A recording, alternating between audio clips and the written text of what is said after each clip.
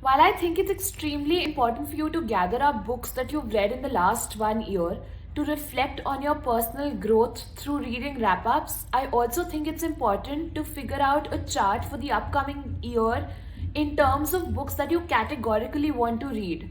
And with that, I have a bunch of books that I definitely want to read in 2025. Starting up with Ian Fleming's The Spy Who Loved Me. It's a James Bond thriller. I bought it 2 years ago. It's still on my shelf, and I definitely want to read this one this year. It's a vintage copy that I have with me. Second up is Rohinston Mysteries A Fine Balance. I started reading this book 2 years ago at the end of 2022. I read around 250 pages.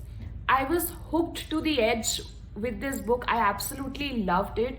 But because I was traveling, the flow broke and I had to abandon this book and I never picked it up again. This year, I'm definitely going to finish this one up. Then up is The Satanic Verses by Salman Rushdie. I bought this book in 2022, and now that it's available in the Indian market, I think it's very topical to read this one this year, given that everybody will be talking about it, and I really want to know whether it's worth the hype or not.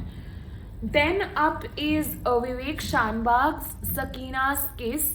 I read his Ghacha Gochar, which is also the first pick for my book club. In case you haven't signed up yet, the link is available in my bio. And I'm very excited to read this book because I absolutely fell in love with the Vivek's writing.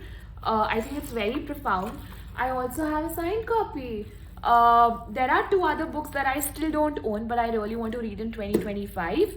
One is A Room of One's Own by Virginia Woolf, followed by The Stranger by Albert Camus.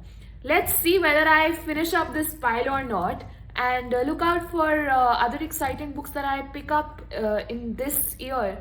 So stay tuned. Toodles!